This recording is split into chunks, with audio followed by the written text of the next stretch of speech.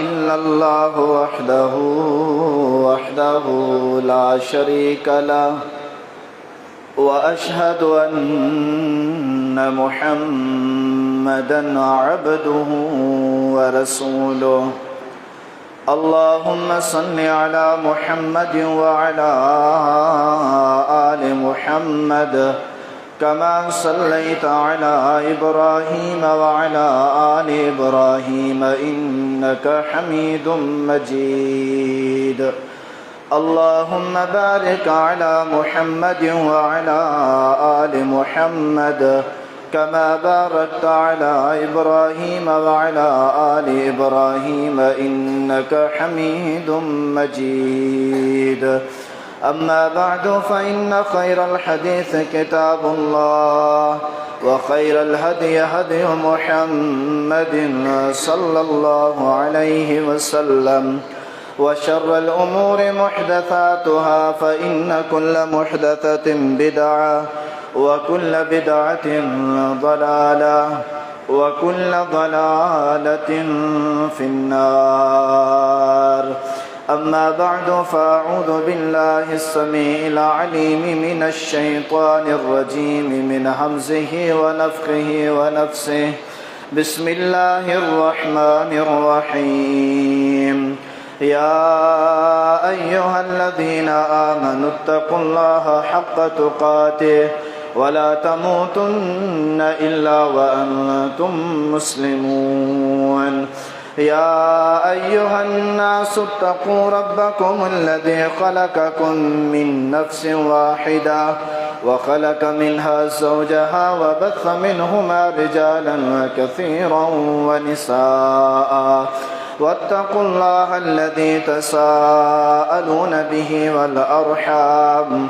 إن الله كان عليكم رقيبا يا أيها الذين آمنوا اتقوا الله وقولوا قولا سديدا يصلح لكم أعمالكم ويغفر لكم ذنوبكم ومن يطع الله ورسوله فقد فاز فوزا عظيما اللهم رب اشرح لي صدري ويسر لي أمري واحلل عقدة من لساني يفقه قولي اللهم رب زدني علما اللهم رب زدني علما اللهم رب زدني علما سبحانك لا علم لنا إلا ما علمتنا إنك أنت العليم الحكيم وقال الله تبارك وتعالى في القرآن المجيد والفرقان الحميد وذكر فإن الذكرى تنفع المؤمنين وما خلقت الجن والإنس إلا ليعبدون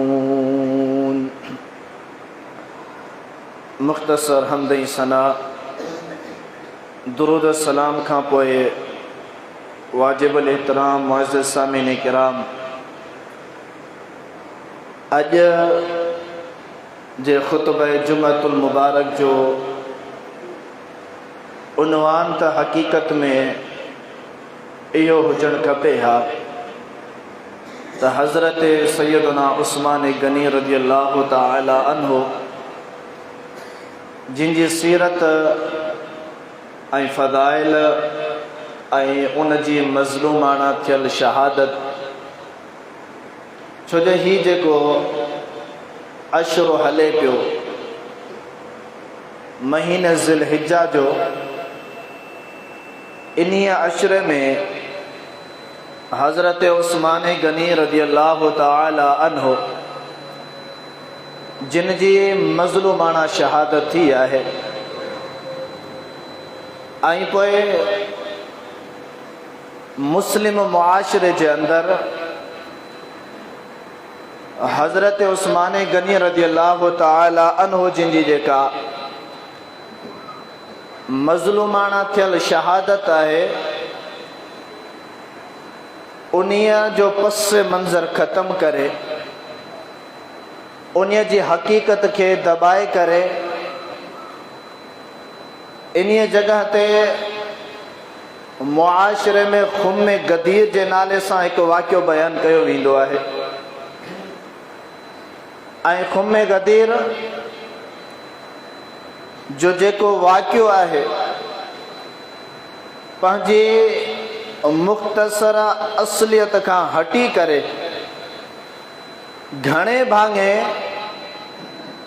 हथ ठोकियो वाक़ियो ठाहे करे हज़रत उस्मान गनी रज़ी अल्लाह ताला जी शहादत ते पर्दो विधो वेंदो आहे। हज़रत उस्मान गनी जे दुश्मननि जे तरफ़ां त इंशा अल्लाहुल अज़ीज़ जेको ईंदड़ जुमो आहे उन में उहो वाक़ियो जेको खुम गदीर वारो आहे इहो सॼो बयानु कंदासीं, जंहिंमें शिया हज़रात चवंदा आहिनि त इन खुम गदीर वारी जॻह ते रसूलुल्लाह सल्लल्लाहु अलैहि वसल्लम हज़रत अली रज़ी अल्लाह ताला अन्हु जिनजे ख़िलाफ़त बिला फ़स्ल जो ऐलान कयो हो, पर जॾहिं नबी पाक सल्लल्लाहु अलैहि वसल्लम फ़ौत थी विया हलिया त सहाबा काबिज़ थी विया हलिया। त इंशाअल्लाह अॻे जुमे ते इन शइ खे अहले सुन्नत ऐं अहले तशय्युअ जे किताबनि मां बयानु कंदासीं। त तव्हां सभिनी खे आउं अर्ज़ु रखंदुसि त पंहिंजा जेके बि दोस्त अहबाब अथव इन्हनि खे ज़रूरु दावत ॾेई करे तबलीग करे उनखे अॻे जुमे में वठी अचिजो। तव्हांजी मुंहिंजी कोशिश काविश आहे जेकॾहिं को हिकिड़ो माण्हू हक़ीक़त खे सम्झी वञे हलियो, सच पुछो त इन वाक़िए जे करे अलाए केतिरनि मुसलमाननि जो ईमान तबाह थियल आहे।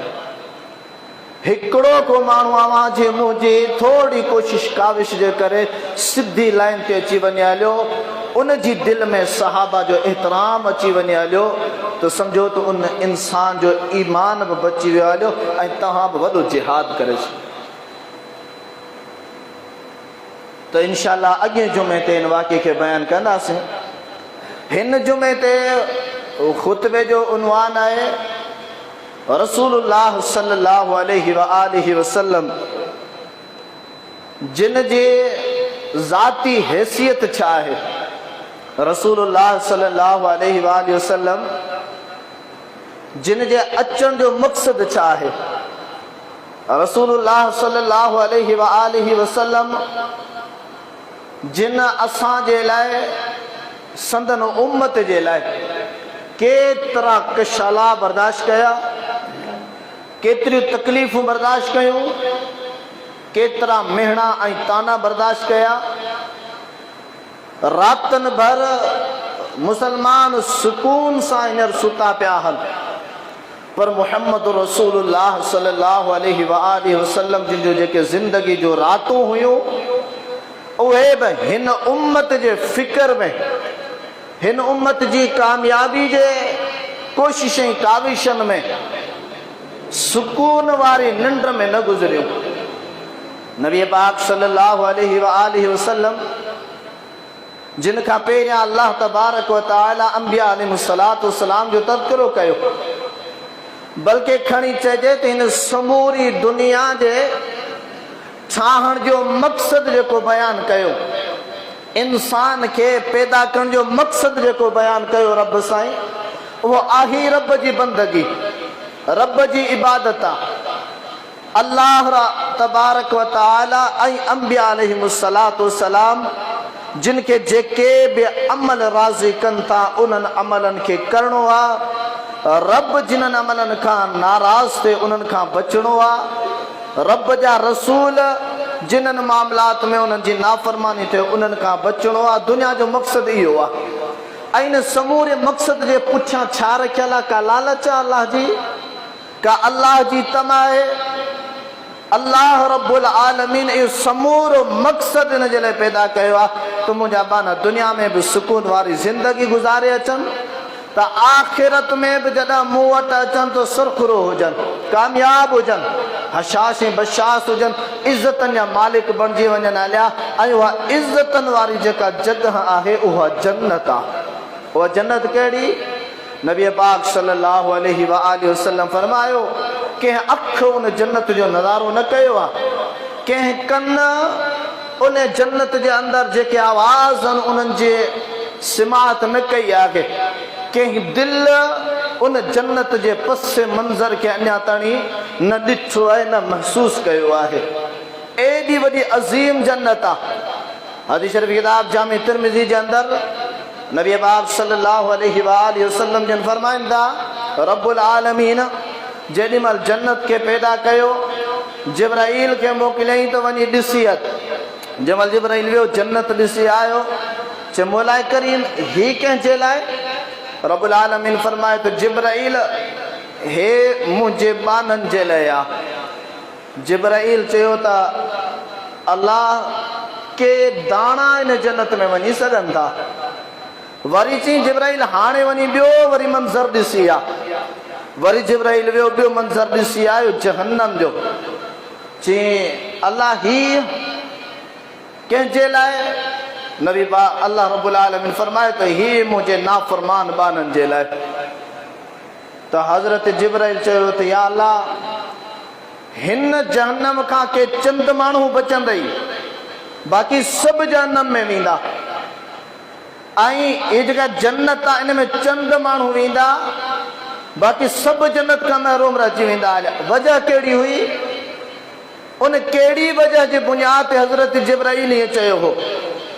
जी अल्लाह, जन्नत जो जेको अंदरियो मंज़र आहे न, उन खे ॾिसां थो त चवां थो त केर बि जन्नत खां महरूम कोन थींदो, सभु जन्नत में दाख़िल थी वेंदा हलिया। पर जन्नत में इन मंज़र, इन नेमतनि, इन सुकून भरी ज़िंदगी में दाख़िल थियण खां पहिरियां जेके हालात आहिनि, जेके रस्ता आहिनि, जेके तकलीफ़ूं आहिनि, अल्लाह इहे तकलीफ़ूं के माण्हू बर्दाश्त करे सघंदा। घणा माण्हू इहे तकलीफ़ूं बर्दाश्त करण में फेल थी वेंदा हलिया, नाकाम थी वेंदा हलिया। जिब्राईल जहन्नम में घणा छो वेंदा? या अल्लाह, जहन्नम जी जॾहिं अंदरियो मंज़र ॾिसां थो त चवां थो त को वेंदो, पर जहन्नम खां ॿाहिरि जेके अयाशूं, फ़ाशूं, दुनियावी सुकून, लज़तूं, मनमानी, मन पसंदीदगी जेका आहे, मन मिज़ाजी जेका आहे, उहा तमामु घणी आहे। उन में आज़ादी आहे, कंहिं क़िस्म जी का बि तकलीफ़ कान्हे। इहे शयूं ॾिसां थो सम्झां थो त जहन्नम भरिजी वेंदो हलियो, इल्ला माशाअल्लाह को माण्हू बचंदो। अल्लाह रब्बुल आलमीन फरमाए तो वज़क्किर फ़इन्न ज़िक्रा तनफ़उल मुमिनीन। सभिनी पैगंबरनि खे रब्बुल आलमीन इहा मिशन, इहो पैगाम ॾेई करे मोकिलियो, मुंहिंजा पैगंबर हो, मुंहिंजा बानो, वञो मुंहिंजे बाननि खे ख़बरदार करियो, मुंहिंजे बाननि खे नसीहतूं कयो, मुंहिंजे बाननि खे सम्झायो। पोइ जेके ईमान वारा हूंदा, जेके अल्लाह ऐं रसूलनि ख़ातिर, जेके दुनियावी ऐं उखरवी आख़िरत वारे सुकून खे हासिल करण ख़ातिर दुनिया जी हर तकलीफ़ बर्दाश्त करण वारा हूंदा न मोमिन मुजाहिद, उन्हनि खे इहे नसीहतूं, इहे सम्झाणियूं फ़ाइदे ॾींदियूं। इन्हनि खे ॻाल्हि सम्झ में अची वेंदी हली। इहे जंहिं गुनाह जे मोड़ ते, इस्लाम जे अरदाई जे मोड़ ते बीठल हूंदा, उन खां पोइ ते मोटी वेंदा हलिया। पर जेके न मोमिन न हूंदा, जिन्हनि जो मुक़द्दर जहन्नम पढ़ियल हूंदी, जेके आयाशन फ़ाशन में मुब्तला गर्क हूंदा, पंहिंजी मनमानी वारी ज़िंदगी गुज़ारींदड़ हूंदा, उन्हनि खे नसीहत फ़ाइदो न ॾींदी आहे। अल्लाह ऐं अल्लाह जे रसूलनि जे तरफ़ां आयल सम्झाणी नसीहत सबक उहो अहले ईमान खे फ़ाइदो ॾींदो आहे, उन ते असर थींदो आहे ऐं उन असर खां बाद मुंहिंजी ज़िंदगी में तब्दीली हूंदी आहे। फरमाई वमा ख़लक़तुल जिन्न वल इंस इल्ला लियअबुदून। दुनिया वारनि खे कहिड़ी नसीहत ॾियो, छा ॿुधायो न त मूं पंहिंजे बाननि, जिन्ननि ऐं इंसाननि खे पैदा कयो आहे पंहिंजी बंदगी जे लाइ, संदे ज़ात जी बंदगी जे लाइ न, पंहिंजे माउ पीउ जी इबादत बंदगी जे लाइ न, ॻोठ वारे रिश्तेदारो अकारिब जे लाइ ग़ुलामी बंदगी जे लाइ न, वॾेरनि चौधरियुनि अफ़सरान जी बंदगी जे लाइ न। फरमाई मूं पंहिंजी इबादत जे लाइ, मूं पंहिंजी बंदगी जे लाइ, यानी हर मामले में हर ॻाल्हि में, हर अमल में जिथे मूं रब जे साम्हूं झुकणो पवे उते मुंहिंजा बाना झुकी पवनि। ॿिए कंहिंजे साम्हूं मामलात में नाहे झुकणो, इन जे लाइ मूं पैदा कयो आहे। पोइ रब्बुल आलमीन अंबिया अलैहिस्सलातु वस्सलाम जिन सिलसिला कड़ी ठाही, समझाईंदा विया। रब फरमायो सयज़्ज़करु मन यख्शा, पैगंबरो समझायो तहांजो कम आहे नसीहत करण समझाइण। पोइ वॾो खुश नसीब माण्हू हूंदो, इहो ज़िबारो सूरतुल आला आहे, जेको माण्हू ख़ौफ़ खाईंदो हूंदो न रब जी नाराज़गी खां, रब जी नाफ़रमानी खां, रब जे ॾमर खां, जन्नत जी महरूमियत खां, रसूलनि जी नाफ़रमानी खां। फरमाई सयज़्ज़करु, उहो सम्झी वेंदो हलियो। उहो पंहिंजी ज़िंदगी में थींदड़ बुरे अमलनि जो ख़ात्मो कंदो, नेकिन ॾांहुं अॻु हलंदो। औ यज़्ज़करु फ़तनफ़अहु ज़िक्रा, उहो नसीहत हासिल बि कंदो, उनखे नसीहत फ़ाइदो बि ॾींदी। नसीहतूं ॿुधण जा शौक़ीन हूंदा त यार मुसलमान आहियां, नबी जो उम्मती आहियां, दुनिया घणी ॾिठी आहे, घणी दुनिया ॿुधी आहे, घणी दुनिया जा राग ढाग ॿुधा आहिनि। अॼु भला तकड़ा हलूं, अॻु भरा हलूं, ॾिसूं त रब जो क़ुरान छा थो चवे, ॾिसूं त मुहम्मद करीम सल्लल्लाहु अलैहि वसल्लम छा था चवनि। पर में जेके बि ईमानदार हूंदा, डिॼण वारा हूंदा न, उहे अॻु भरा थी करे अॻिते ईंदा, नसीहतूं ॿुधण जा शौक़ीन बि हूंदा ऐं ज़िंदगी में तब्दीली आणण जा शौक़ीन बि हूंदा। फरमाई ताहा मा अंज़लना अलैकल क़ुरान लितश्क़ा, सूरह से 12 सूरत ताहा। मिठड़ा हबीब, तोते असां ही क़ुरान मजीद नाज़िल कयो आहे न इन जे लाइ न त असां तोखे तकलीफ़ में वेझूं, पर इल्ला तज़किरतन लिमन यख्शा, जेके माण्हू रब जो ख़ौफ़ रखण वारा आहिनि, आख़िरत में जेके अज़ाब तैयार थियल आहिनि उन खां डिॼण वारा आहिनि, ही उन्हनि जे लाइ नसीहत सम्झाणी आहे त तव्हां मुसलमान आहियो, तव्हां अहले ईमान आहियो, तव्हां छिड़ियो वञो पिया ॿिए पासे, ॿी राह इख्तियार पिया कयो, जिते तव्हांजे इस्लाम खे बि ख़तरो आहे, जिते तव्हांजे ईमान खे बि ख़तरो आहे, जिते तव्हांजे हया खे बि ख़तरो आहे, जिते तव्हांजी दौलत खे बि ख़तरो आहे, जिते तव्हांजी इज़त खे बि ख़तरो आहे। फरमाई ही क़ुरान अहिड़नि माण्हुनि खे ख़बरदार आगाह करे उन्हनि खे बचाए करे पोइ ते वठी ईंदो आहे। मुहम्मद करीम सल्लल्लाहु अलैहि वसल्लम जिन ते रब्बुल आलमीन क़ुरान नाज़िल कयो, हुवल्लज़ी ख़लक़ लकुम मा फ़िल अर्दि जमीआ। ओ मुंहिंजा बानओ, सूरतुल बक़रा आयत नंबर 29 आहे। मुंहिंजा बानओ, मूं तव्हांखे पंहिंजी इबादत लाइ पैदा कयो आहे, सिर्फ़ मूं तव्हांखे पंहिंजी इबादत जे लाइ पैदा कोन कयो त तव्हां दुनिया में वञी करे मुंहिंजी इबादत कयो ऐं तव्हांजे लाइ कुझु बि न हुजे, तव्हांजे लाइ को सुकून न हुजे, न। फरमाए हुवल्लज़ी, जेको बि रब्बुल आलमीन पैदा कयो आहे, मा फिल अर्द जमीआ, पूरी ज़मीन में जेको कुझु आहे, फरमाए इहो समूरो तव्हांजे लाइ पैदा थियो आहे, ए तव्हांजे फ़ाइदे जे लाइ पैदा थियो आहे, तव्हांजी ज़िंदगी सुहिणे नमूने सां गुज़ारण जे लाइ पैदा थियो आहे। पर तव्हांजो कमु छा आहे, मूं रब खां बाग़ी न थीजो, मूं रब खां अरड़ा न थीजो, मूं रब खां परभरा न थीजो, वगरना तव्हांजी दुनिया बि फिटी वेंदी हली, बिगड़ी वेंदी हली ऐं आख़िरत बि बिगड़ी वेंदी हली। पर जेकॾहिं जिन्हनि माण्हुनि खे दुनिया ते, पंहिंजे पैसे ते, पिरापटी ते, पंहिंजे ख़ानदान ते, पंहिंजे दबदबे ऐं शोहरियत ते को फ़ख्र, को नाज़ आहे न, उन जी बि का हैसियत कान्हे का।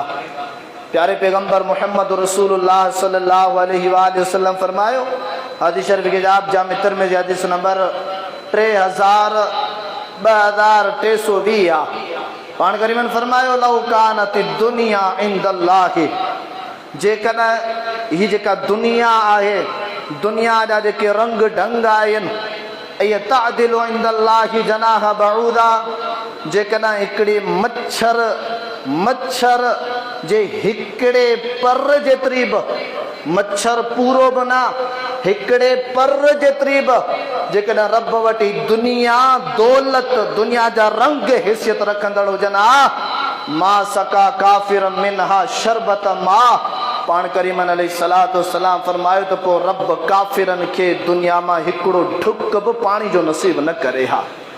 हेॾियूं दौलतूं रब नवाज़े छॾियूं काफ़िरनि खे, यानी रब वट पैसे जी, मिल्कियत जी, प्रॉपर्टी जी, औहदन जी, कारोबारन जी, महलात बंगलात जी, बन्यन जी, बिलाकन जी का भी हिस्सियत काने का। छा हिस्सियत आ? फरमाया योहन्नास, ए इंसानो, इन्ना खलकनाकुम मिन ज़करिन व उन्सा व जअलनाकुम शुऊबन व क़बाइल लितआरफू इन्ना अक्रमकुम इंदल्लाहि अत्क़ाकुम। ओ इंसानो, तव्हां हिकिड़े मर्द हिकिड़ी माउ मजा पैदा थियल आहियो, पोइ तव्हांजूं शिकिलियूं अलॻि थियूं, तव्हांजा किला कुंबा ज़ातियूं अलॻि थियूं, तव्हांजूं क़ौमूं अलॻि थियूं। छो? लितआरफू, जीअं तव्हां हिक ॿिए खे सुञाणियो।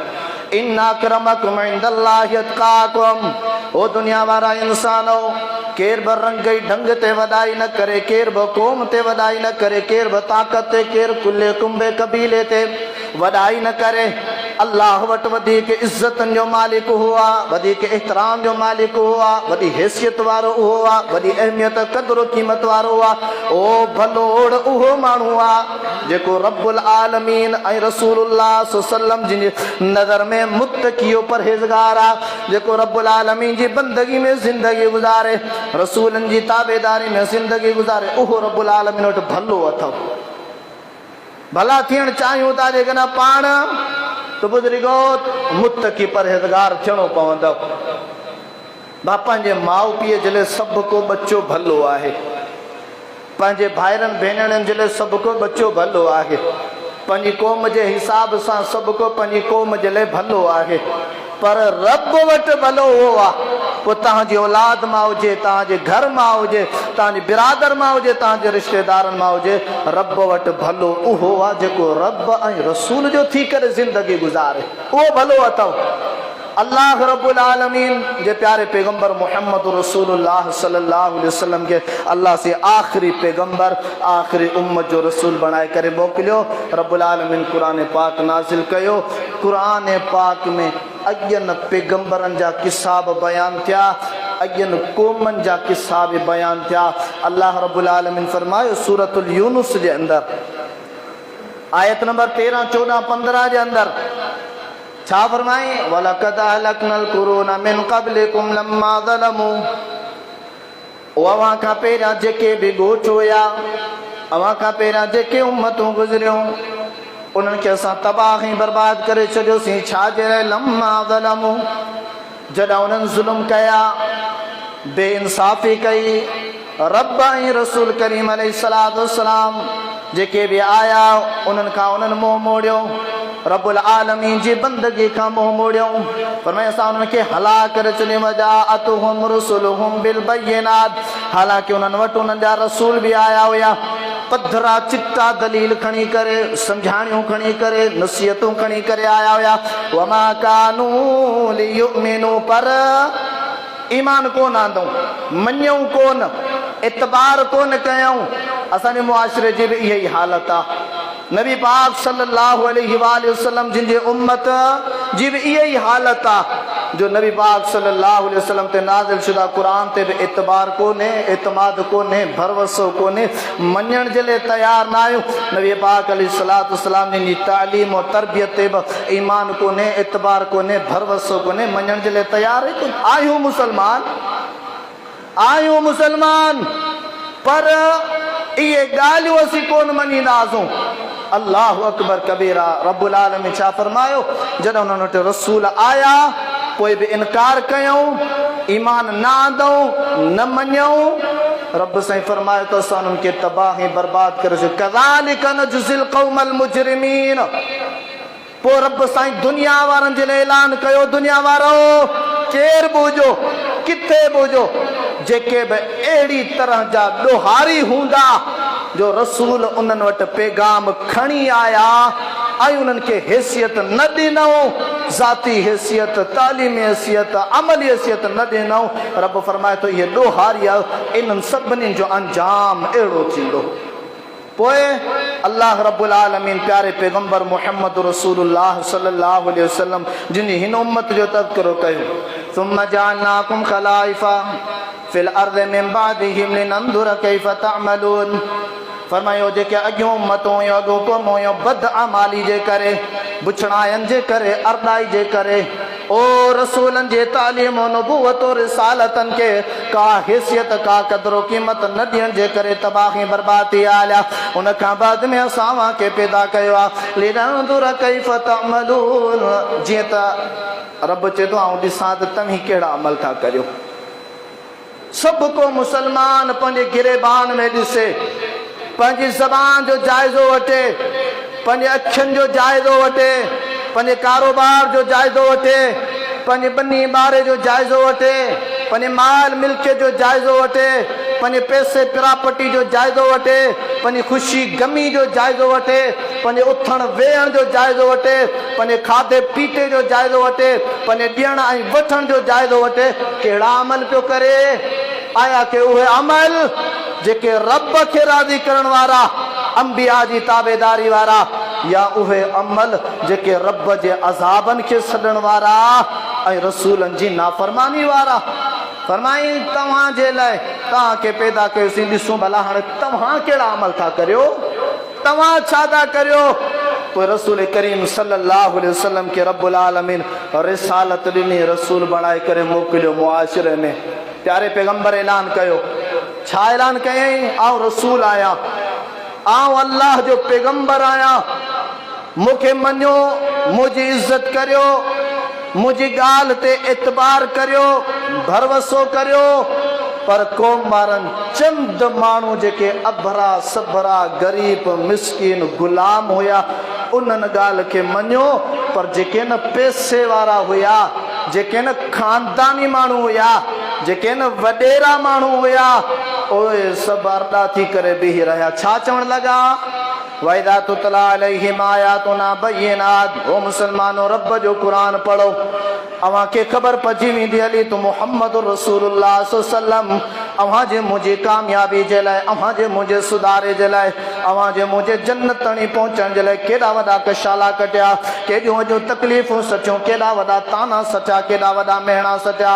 रब्बुल आलमीन फरमाए थो, जॾहिं उन्हनि जे साम्हूं क़ुरान पाक बयान कयो वेंदो हुयो, पढ़ियो वेंदो हुयो वाज़े चिटनि आयतुनि सां, क़ाल अल्लज़ीना ला यरजूना लिक़ाअना बिक़ुरआन। अल्लाहु अकबर कबीरा। जेके आख़िरत के कोन मञींदा हुया, जेके मरण खां बाद वारे मंज़रनि खे कोन मञींदा हुया, जेके जन्नत जहन्नम के कोन मञींदा हुया, उन्हनि छा चयो? ए मुहम्मद सल्लल्लाहु अलैहि वसल्लम, इते बिक़ुरआन औ बदिलहु, ॿियो क़ुरान आणे अच, या इनखे चेंज करे छॾ, या इनखे मटाए छॾ। लिहाज़ा जेको तूं चवीं पियो असीं इहो कोन बयां, इहो कोन मञींदासूं, इन ते असांखे एतबार कोन्हे, इन ते असांखे भरवसो कोन्हे। ओ बुज़ुर्गो, अॼु जे मुसलमान मुआशिरे जा बि इहे ई अल्फाज़ आस पास खां कुंडनि कुर्चनि खां ॿुधण अचनि था त जेकॾहिं जहालत वारे मुआशिरे जे साम्हूं क़ुरान जो आयतो बयान कयो, जवाब छा थो अचे? इहे त ॻाल्हियूं असां ॿुधियूं ई कोन आहिनि, इहे त असांजे अबनि ॾाढियूं ॻाल्हियूं कॾहिं कयूं ई कोन हुयूं, ईअं त असांजा ॿा ॾाढा चवंदा ई कंदा ई कोन हुया। उहो ई जवाबु ईंदो हुयो जेको मके जे काफ़िरनि जो ईंदो हुयो, ओ मुहम्मद, या हिन खे मटाए या ॿियो आण। मुहम्मद करीम फरमायो, कुल मा यकूनु ली अन उबद्दिलहु मिन तिलक़ाइ नफ्सी। ही मुकालमा हलनि पिया, ही मुज़ाकिरात हलनि पिया, ही उन दुश्मन क़ौम जे साम्हूं मुहम्मद रसूलुल्लाह सल्लल्लाहु क़ौमी एतबार सां हाणे अकेलो आहे, ज़ाती एतबार सां मुहम्मद रसूलुल्लाह सल्लल्लाहु न माउ जो सायो मथा आहे, न पीउ जो सायो मथा आहे। अल्लाह अकबर। माली एतबार सां मुहम्मद करीम ग़रीब मिस्कीन यतीम आहिनि। हा, जॾहिं मुहम्मद करीम रिसालत जो ऐलान कयो, नबूवत जो ऐलान कयो, अॻियां काफ़िर दौलत वारा अरड़ा उथी आया तकब्बुर ऐं वॾाई में। 5 सिपारो सूरत ज़ुख़्रुफ़ आयत नंबर 31। वक़ालू लौला नुज़्ज़िल हाज़ल क़ुरान अला रजुलिन मिनल क़रयतैन अज़ीम। ओ ही कहिड़ो यतीम मिस्कीन माण्हू आहे, माउ पीउ बि कोन अथसि, दौलत बि कोन अथसि, मुआशिरे में को उहिदो बि कोन अथसि। किथे मके जा सरदार उथी आया, किथे ताइफ़ जा सरदार उथी आया। हा हा, असीं वॾे हसब ऐं नसब वारा आहियूं, असीं वॾी ख़ानदान वारा आहियूं, असीं वॾी जाहु जलाद दौलत पिरापटी वारा आहियूं। मुसलमान, क़ुरान पढ़ो त क़ुरान छा थो चए? मुहम्मद करीम केॾियूं तकलीफ़ूं बर्दाश्त कयूं। ओ काफ़िरनि चयो हुयो, ही क़ुरान असां ते नाज़िल थिए हा, असां नबी छो न चूंडिया वियासीं, असां रसूल छो न चूंडिया वियासीं? ही कहिड़ो ग़रीब ऐं मिसकीन रसूल चूंडियो वियो आहे। लिहाज़ा इन गुरबत जे करे, इन यतीमी जे करे, इन ग़रीब हुजण जे करे असांखे इन जी ॻाल्हि ते को एतमाद कोन्हे। अॼु मुस्लिम मुआशिरे जी बि सोच इहा आहे, अॼु मुस्लिम मुआशिरे जो नज़रियो बि इहो आहे। ओ ग़रीबनि जा ॿार, मिसकीननि जा ॿार, गैर क़ौम जा ॿार, फाटल सुटल कपिड़ा, धन दुनिया दौलत खां ख़ाली, हुस्न रंग में ख़ाली आहिनि। ही असांखे सम्झाइण आया आहिनि, ही असां ते ॻाल्हाइण आया आहिनि। उहे साॻिया नज़रा, साॻियूं सोचूं जेके अहले मक्का, अहले ताइफ़ जो हुयूं मुहम्मद रसूलुल्लाह सल्लल्लाहु अलैहि वसल्लम जे बारे में। मोहम्मद करीम चयो, मूं में ताक़त कान्हे का, मुझे या वस जी ॻाल्हि कान्हे का, आऊं क़ुरान खे तब्दील कयां। जेकॾहिं मूं क़ुरान खे तब्दील कयो, रब्बुल आलमीन मूं मुहम्मद खे नबी हुजण जे बावजूद बि अज़ाब ॾींदो। मुहम्मद करीम सल्लल्लाहु अलैहि वसल्लम जिन खे कॾहिं काहिन चयो पियो वञे, कॾहिं जादूगर चयो पियो वञे, मके जा सरदार सभु गॾु थी विया हलिया। हाणे हिन खे रोकणो आहे, हाणे हिन खे टोकणो आहे। हिन जी जेका तबलीग ॾींहों ॾींहुं वधंदी पई वञे, माण्हू हिन जे वेझो थींदा पिया वञनि, मुआशिरे में हिन जी ॻाल्हि पखड़जंदी पई वञे, मुआशिरे वारा ॻाल्हि हिन जी मञींदा पिया वञनि, मुस्लमान थींदा पिया वञनि। हाणे का प्लानिंग ठाहियो, 25 सरदार गॾु थिया, ठाहियो प्लानिंगूं, ठाहियो साज़िशूं, कीअं हिन मामले खे ख़तमु करिणो आहे। अॼु मुस्लिम मुआशिरे जी बि इहा ई सोच आहे, इहो ई नज़रियो आहे। अल्लाहु अकबर कबीरा। मुहम्मद करीम सल्लल्लाहु अलैहि वसल्लम जे ख़िलाफ़ साज़िशूं हलनि पियूं। केॾीमहिल मिठड़ा मुहम्मद करीम घरां निकिरी आया, कबतुल्लाह शरीफ जे सहन ते नमाज़ पढ़नि पिया। इहे साॻा सरदार वेठा आहिनि, दौलत वारा वेठा आहिनि, ॾिसनि था हाओ अकेलो ॼणो अचे पियो, आयो निदे नमाज़ पढ़ंदो। जेॾीमहिल नमाज़ में वञे हलियो, साज़िश जी हिकिड़ी कड़ी आहे। जेॾीमहिल नमाज़ में सजदे में वञे हलियो त पोइ छा करिणो आहे? फिलाणे हमरा उठ कुठो आहे, फलाणी जॻह ते ओझरी उछली पई आहे, आंड्रा उछलिया पिया आहिनि, खणी अचो। उक़बा बिन अबी मुयत मलऊन खणी आयो आहे। मुहम्मद करीम जन सजदे में विया, इहो गंद किचरो मिठड़े मुहम्मद करीम सल्लल्लाहु अलैहि वसल्लम जिन मथां उछलियो वियो आहे। ओ मिठड़े मुहम्मद करीम, अव्हां जे मुंहिंजी कामयाबी जे लाइ, अव्हां जे मुंहिंजे ईमान जी सलामती जे लाइ, अव्हां जे मुंहिंजे हया जी सलामती जे लाइ, अव्हां जे मुंहिंजे ईमान और इस्लाम जी सलामती जे लाइ, अव्हां जे मुंहिंजे इज़तनि जे नामूस जी हिफ़ाज़त जे लाइ, अव्हां जे मुंहिंजे नंगनि जे पर्दे में रहण जे करे इहा तकलीफ़ बर्दाश्त कई आहे। ओ ओझरी मथां उछलण खां बाद में हिक ॿिए खे ॾिसी करे खिलनि पिया, हिक ॿिए खे ॾिसी करे ताड़ियूं वॼाइनि पिया, छठोलियूं कनि पिया। अॼु मुस्लिम मुआशिरे जे हक़ जे मुक़ाबले में इहे ई नज़रियो आहे, इहे ई रविश आहे, इहे ई रीत रही आहे। मुहम्मद करीम सल्लल्लाहु अलैहि वसल्लम जिन बारे में काफ़िर साज़िशूं कनि पिया। 3 साल मुआहिदो थियो आहे। मुहम्मद करीम वादी शब अबी तालिब जे अंदरि बंदि हूंदा, मुहम्मद करीम ते जिन्हनि कलमो पढ़ियो आहे उहे बंदि हूंदा। न इन्हनि खे मिट माइटनि जे घरनि में वञण जी इजाज़त आहे, न इन्हनि खे कारोबारो तिजारत करण जी इजाज़त आहे, न इन्हनि खे का शइ वठी अचणु खाइण या पीअण ॾियण जी या वठण जी का इजाज़त आहे। इहे बंदि हूंदा, बाक़ाइदे लिखत थी आहे। मुहम्मद करीम सल्लल्लाहु अलैहि वसल्लम मज़लूम तरीन सहाबा किराम बंदि आहिनि। 3 सालनि ताईं मुआहिदो थियो आहे, 3 साल तकलीफ़ बर्दाश्त कई आहे। ओ मुसलमानों, सोचो नबी के छा जवाब ईंदो? रब्बुल आलमीन फरमायो, जना महशरों जो मैदान थींदो, फलनसअलन्नल मुरसलीन, असां पैगंबरनि खां बि पुछा कंदासीं तव्हां छा करे आयो। असां उन्हनि खां बि पुछा कंदासीं जिन्हनि ॾांहुं रसूल मोकिलिया विया, उम्मतूं छा जवाब ॾींदो? मुहम्मद करीम सल्लल्लाहु अलैहि वसल्लम इहो 3 साल बुखनि जो कशालो काटे करे जेॾीमहिल आज़ाद थिया, वरी प्लानिंग आई आहे। दौड़ी आया अबू तालिब वटि। ओ अबू तालिब, तुंहिंजे भाइटे जा कम ॾिस, असांजे बुतनि जे, असांजे खुदानि जे ख़िलाफ़ ॻाल्हाए पियो। तुंहिंजे भाइटे जा कम ॾिस, असांजा घर ही उजाड़े छॾिया आहिनि।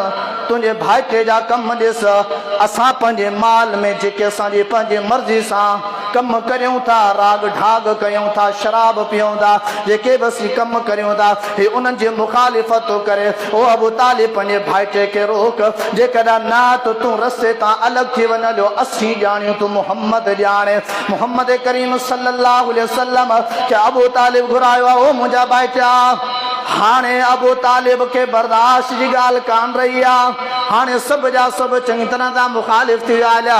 ओ मुंहिंजा भाइटा, हाणे अबू तालिब बेवस थी चुको आहे। मुंहिंजा भाइटा, हाणे कुझु नरमी कर, कुझु मुड़ी वञ, कुझु पोइते हट।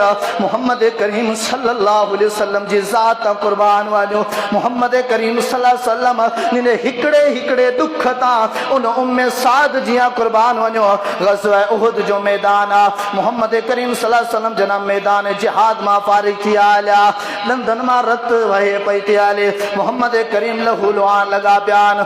हज़रत साद बिन मुआद मुहम्मद करीम जे घोड़े जी लगाम झलियो बीठो आहे। होॾा अमड़ डोड़ंदी पई अचे। अल्लाहु अकबर कबीरा जी डोड़ंदी डोड़ंदी मुहम्मद करीम जी भर में पुगी आहे। साद चए थो, या रसूल अल्लाह सल्लल्लाहु अलैहि वसल्लम, ही मुंहिंजी अमड़ अचे पई। मुहम्मद करीम अॻिते वधिया, जीअं त अमर बिन साद जेको लख़्ते जिगर शहीद थी चुको आहे, उन जे लाइ ताज़ियत करियां।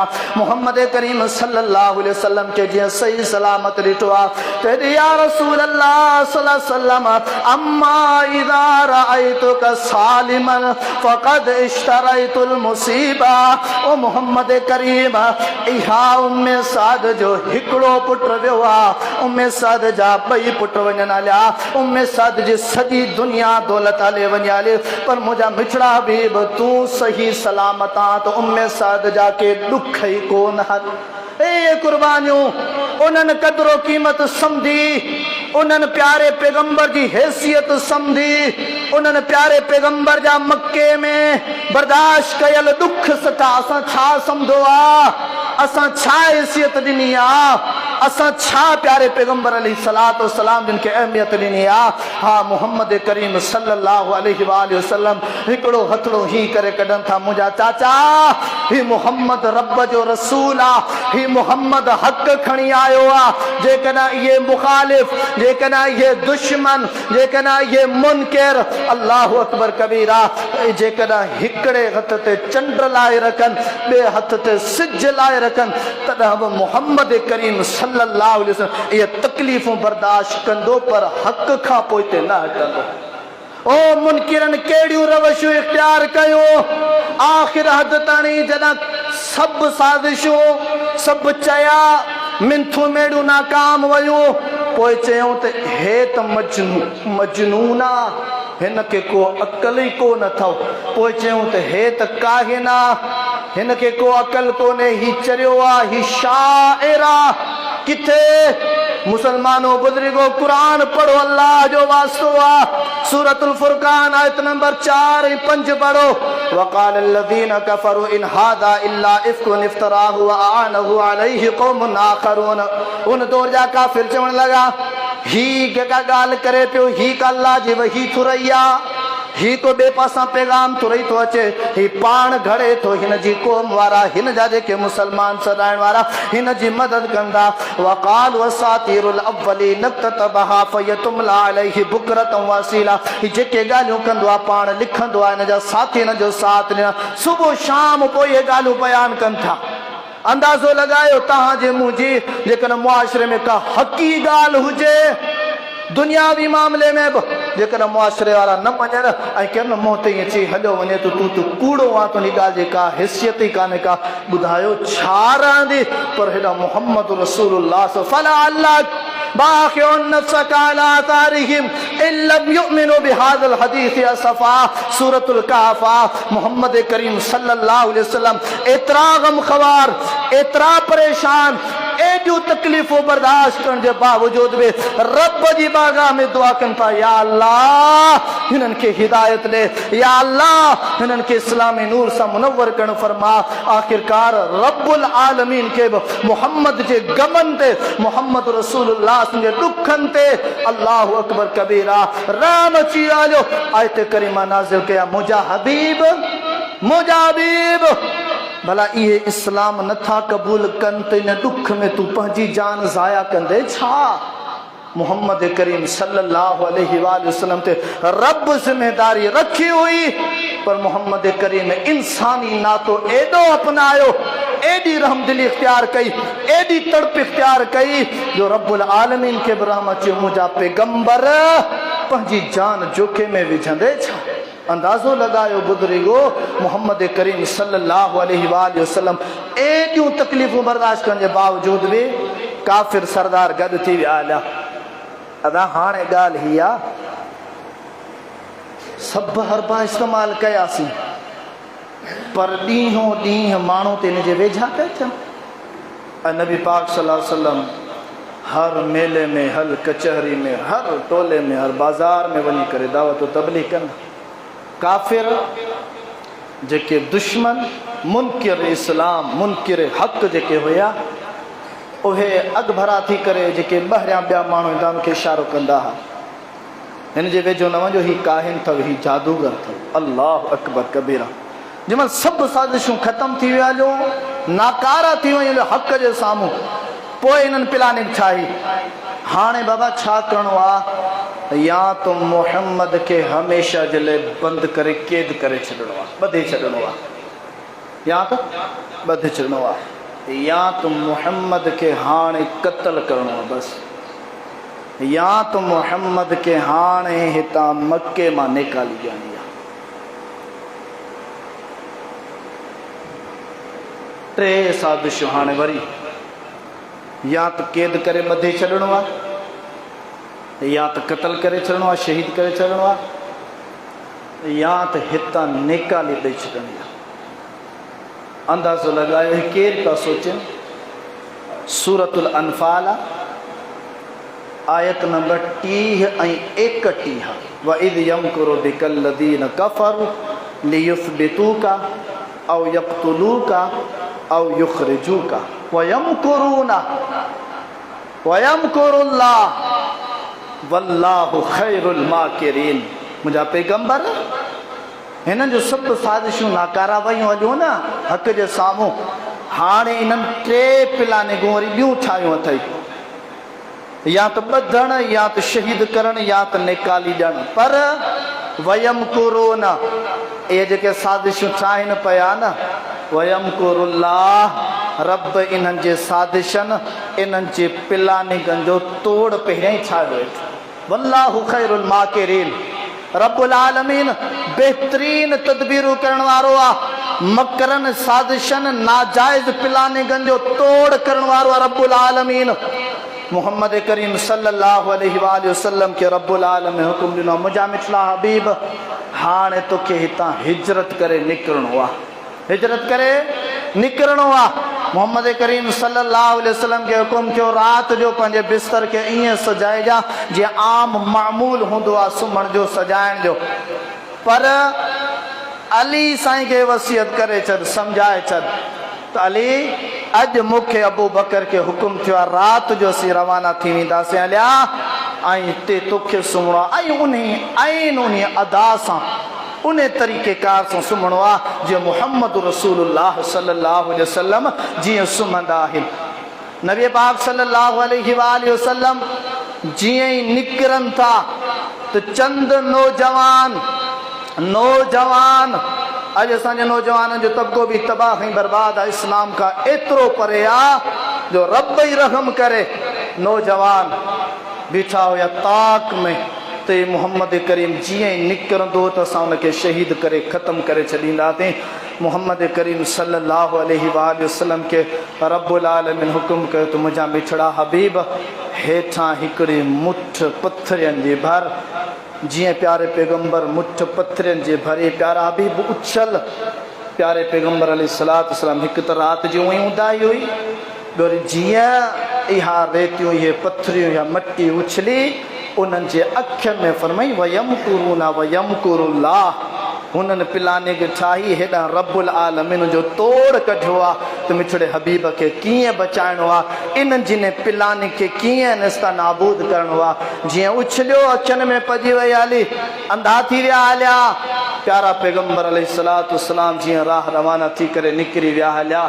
मक्के जो सफ़र क़ुरान पढ़ो इंतिहाई मुशक्क़तनि सां तकलीफ़नि सां भरियल। आख़िरकार मोहम्मद रसूलुल्लाह सल्लल्लाहु अलैहि वसल्लम हिजरत करनि पिया। जंहिंमहिल मक्कतुल मुकर्रमा जे किनारे ते पुॻा, चए मक्का मूंखे तूं वधीक महबूब आहे, पर जेकॾहिं तुंहिंजी क़ौम मूंखे निकिरण ते मजबूर न करे हा त आउं मोहम्मद हिन मके खे छॾे करे ॿाहिरि न निकिरां हा। केरु पंहिंजो इलाइक़ो छॾींदो आहे, केरु पंहिंजी क़ौम छॾींदो आहे, केरु पंहिंजा घर घाट ठहियल छॾींदो आहे, पर ही मोहम्मद रसूलुल्लाह सल्लल्लाहु अलैहि वसल्लम रब जे दीन जो दाई हो। इन जे करे सभु कुझु कुर्बान कई ऐं उहा रीत मोहम्मद रसूलुल्लाह सल्लल्लाहु अलैहि वसल्लम खां अॼु ताईं जेके बि उलमाए किराम आहिनि पंहिंजा घर पंहिंजा ॻोठ छॾे करे ॿियनि इलाइक़नि में रब्बुल आलमीन जे दीन जा दाई थी करे माण्हुनि जा ताना, माण्हुनि जा मेहणा, माण्हुनि जूं गारियूं सही करे बि हक़ ॿुधाइनि पिया। मोहम्मद करीम जो सफ़र जारी आहे मदीने ॾांहुं। हेॾां हा काफ़िर जॾहिं मदीने में पुॻा, मदीने में जेके मदीने जा ॿ वॾा कबीला औस ऐं ख़ज़रत जा, हाणे उते पाण में उन जी कमेटी ठही पई आहे। सभु नंढा वॾा सभु वेठा आहिनि त बाबा पंहिंजे कबीलनि जे लाइ को सरदार चूंडणो आहे, को वॾड़ो चूंडणो आहे। इन चूंड में अब्दुल्ला बिन उबई बिन सलूल जो नालो मुंतखब कयो वियो त इहो वॾो चालाक आहे, इहो वॾो ज़हीन आहे, लिहाज़ा इन खे पंहिंजो सरदार करिणो आहे। हेॾा मोहम्मद करीम सल्लल्लाहु अलैहि वसल्लम जीअं ई मदीने पुॻा त हे जेके बि माण्हू हुया, जेके कुझु मुसलमान थी चुका हुया, कुझु अञा मुंतज़िर हुया, जे मिठड़े मोहम्मद करीम जे हाक हली सभु डोड़ी पिया हलिया, सभु जो डोड़ी पिया हलिया। त हिन जी सरदारी, हिन जी जेका ठहियल मेंबरनि ते कमेटी हुई त हिनखे अॻुवाण ऐं वॾो कयो, सभु ख़तमु थी वई हली। सभिनी चयो त मोहम्मद रसूलुल्लाह सल्लल्लाहु अलैहि वसल्लम जिन जी मौजूदगी में मोहम्मद रसूलुल्लाह जी जहिड़ी शख़्सियत छा हैसियत पिया ॾियनि, छा अहमियत पिया ॾियनि, इन खे चइबो आहे हैसियत ऐं अहमियत। पंहिंजो ख़ानदानी माण्हू छॾे करे, पंहिंजी ज़ात वारो माण्हू छॾे करे, दौलत ऐं चालाक माण्हू छॾे करे, खानदानी माण्हू छॾे करे ओ मके जो हिकिड़ो नंढो यतीम थी करे वॾो थी करे आयो आहे। मके जूं तकलीफ़ूं बर्दाश्त करे पंध 450 किलोमीटर राति ॾींहं जा कठिन सफ़र किरास करे मदीने में पुॻो आहे। छा खणी आयो? क़ुरान खणी आयो, मिठड़ो मोहम्मद संदो फरमान खणी आयो। कंहिं ईअं कोन चयो हा हा तूं त यतीम आहे, कंहिं ईअं कोन चयो तूं त मके जो आहे, कंहिं ईअं कोन चयो हा हा जेके अंसारी आहिनि मके वारा उन जा कारोबार तिजारत में फलो मेवात में मोहताज आहिनि, तूं त उन क़ौम जो आहे। कंहिं ईअं कोन चयो त तुंहिंजी त का दौलत दड़ी आहे ई कान, तोखे कीअं अॻुवाण करियो, तोखे कीअं रसूल कयूं? फरमायो न, मोहम्मद रसूलुल्लाह सल्लल्लाहु अलैहि वसल्लम कलमो आहे, तौहीद आहे, इस्लाम आहे, सच्चाई आहे। प्यारे पैगंबर सल्लल्लाहु अलैहि वसल्लम जिन खे दिलनि में जॻहूं ॾिनऊं, माल दौलत में जॻहियूं ॾिनऊं, घरनि में जॻहियूं ॾिनऊं, पंहिंजाइप सॼी विसारे छॾियऊं। जॾहिं रब्बुल आलमीन जे दीन जो दाई ऐं रब जो पैगाम आयो, पोइ हिते अब्दुल्ला बिन उबई आयो, ॾिठईं हाणे हीअ सभु फिरी विया हलिया, कलमो पढ़ी मुसलमान थी विया हलिया। हाणे ईअं डायरेक्ट त मुखालिफ़त आऊं नथो करे सघां। पोइ पढ़ियईं कलमो, कलमो पढ़ी करे ज़ाहिरी तौर इस्लामी लुबादो, ॻाल्हियुनि में ज़बान में इस्लामी लुबादो, इस्लामी प्रचार, हता केतिरी हद ताणी जेमहिल मोहम्मद करीम सल्लल्लाहु अलैहि वसल्लम मेंबर ते बीहंदा जुमे जे लाइ, ही माण्हुनि मजमे भरे में उथी बीहंदो, सभिनि खे चवंदो ही मोहम्मद रसूलुल्लाह सल्लल्लाहु अलैहि वसल्लम अथव, हिन जी क़दुरु क़ीमत करियो, हिन जी इज़त करियो, हिन जूं ॻाल्हियूं मञो, एतिरे पैमाने ताणी। पर जॾहिं ॿाहिरि निकिरंदो हुयो पंहिंजे यारनि सां गॾु जिन्हनि जो रब्बुल आलमीन जा बजा तज़किरो कयो आहे त जॾहिं मुसलमान जे साम्हूं नबी जे साम्हूं ईंदा चवंदा असीं त मुसलमान आहियूं असीं मोमिन आहियूं पर जॾहिं पंहिंजे यारनि में वेंदा हुआ पंहिंजे हम ख़्यालनि में पंहिंजे हम नज़रिए में वेंदा हुआ पोइ उते चवंदा असीं त तव्हां सां गॾु आहियूं हुननि सां त मज़ाक पे कयोसीं एतिरी हद ताईं इहो माण्हू अॻिते आहिनि हर दौर में इहो नज़रियो रहियो आहे अॼु बि इहा ॻाल्हि आहे मुंहं ते माण्हू हिकिड़ा पर पुठ ॿिया ही मुंहं ते हिकिड़ो हूंदो हुयो पर पुठ पिलानी गो केॾीमहिल यहूदियुनि सां गॾियो पियो आहे केॾीमहिल मके जे काफ़िरनि सां गॾियो पियो आहे केॾीमहिल पाण में मुनाफ़िक वेही करे चिटणी ॿैठा आहिनि त हाणे हिन जो ख़ात्मो कीअं कजे हाणे हिन खे कीअं हेठि किराइजे हिन जी हैसियत ऐं वेल्यू कीअं विञाइजे एतिरी हद ताईं दुश्मनी में अॻभरा थी आया जो रब्बुल आलमीन क़ुरान नाज़िल करे उन जी दुश्मनी ज़ाहिर कई कहिड़ी ग़ज़वा बनीउल मुस्तलिक़ मोहम्मद करीम सल्लल्लाहु अलैहि वसल्लम ग़ज़वा बनीउल मुस्तलिक़ जे मैदान में मौजूद आहिनि ग़ज़वो थी करे बस थियो आहे ॿिया सहाबी आहिनि हिकिड़ो अंसारी आहे हिकिड़ो मुहाजिर आहे थोरी घणी ॻाल्हि ते उन्हनि में पंहिंजे अणवण थी वई हली ॻाल्हि वधंदी वई हली अंसारी साहब अंसारनि खे सॾु कयो मुहाजिर साहब मुहाजिरनि खे सॾु कयो मामिलो वधंदो पियो वियो अब्दुल्ला बिन उबई मुनाफ़िक हली आयो चयो मदीने जा अंसारी ॾियो त ख़बर ही जेके आया आहिनि मके खां ग़रीब आया अभरा सबरा आया ॾुखनि जा सतायल आया खाइण जे लाइ का शइ कान्हनि पाइण जे लाइ का शइ कान्हनि रहण जे लाइ का शइ कान्हनि तव्हां कपिड़ा ॾिना लटा ॾिना पैसा ॾिना दौलत ॾिनी बनी ॾिनी घर ॾिना बाग़ात ॾिना हे अॼु तव्हां सां पिया विढ़नि चूचड़ी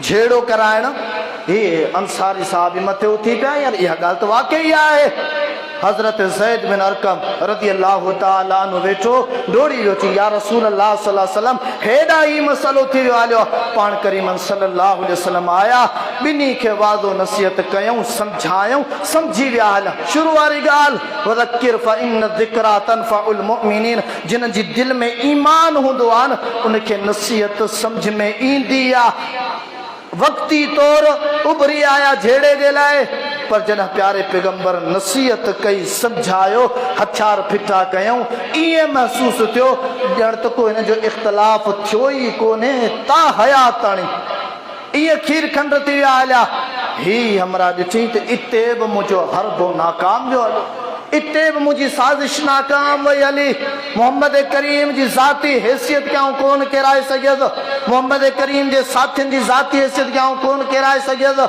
हाणे छा चई नऊज़ु बिल्लाह मिन शर्रि ज़ालिक क़ुरान पाक जा अल्फाज़ आहिनि 28 सिपारो सूरतुल मुनाफ़िक़ून इन चयो त यक़ूलून लइन रजअना इलल मदीना लयुख़रिजन्नल अअज़्ज़ु मिनहल अदल हिननि चयो त असां रुॻो मदीने पुॼूं मदीनो असां अंसारियुनि जो आहे मदीनो असां औस ऐं ख़ज़रज वारनि जो आहे लिहाज़ा जेके बि मके खां आया आहिनि न मुहम्मद रसूलुल्लाह सल्लल्लाहु अलैहि वसल्लम ऐं उन जा साथी अल्लाह रब्बुल आलमीन पनाह में रखे अहिड़े अक़ीदे अहिड़ी सोच अहिड़े नज़रे खां इन्हनि ज़ालिमनि चयो त जेके मके खां हिजरत करे आया उहे बेइज़त आहिनि असां मदीने वारा असां औस ख़ज़रज वारा इज़त वारा आहियूं लिहाज़ा मदीने रुगो पुॼाऊं क़ुरान जा अल्फाज़ आहिनि त असां ज़लीलनि खे ॿाहिरि कढंदासीं असां इज़त वारा हिते रहंदासीं एतिरी हद ताईं मोहम्मद रसूलुल्लाह सल्लल्लाहु अलैहि वसल्लम जिन सां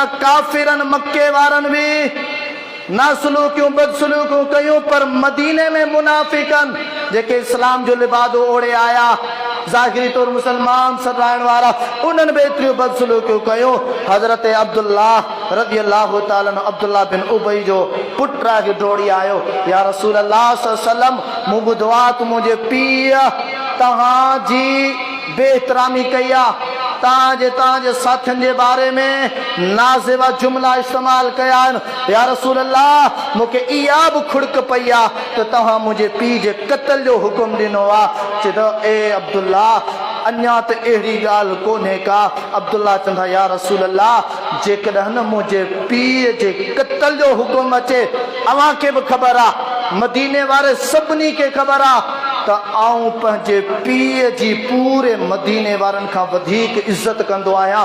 पर जेकॾहिं तव्हांजी इज़त, तव्हांजी ज़ात, तव्हांजी हैसियत, तव्हांजी ॻाल्हि, तव्हांजे हुकुम, तव्हांजी शरीयत, तव्हांजी मुहबत, तव्हांजी अक़ीदत, तव्हांजी मवदत, तव्हांजो चेहरे अनवर साम्हूं अचे त आऊं अब्दुल्ला पंहिंजे पीउ जी सारी मुहबत ऐं इज़त ऐं हैसियत खे ख़तम करे पंहिंजे हथ सां पीउ जो कंध लाहे मुहम्मद जी ज़ात तां क़ुर्बान।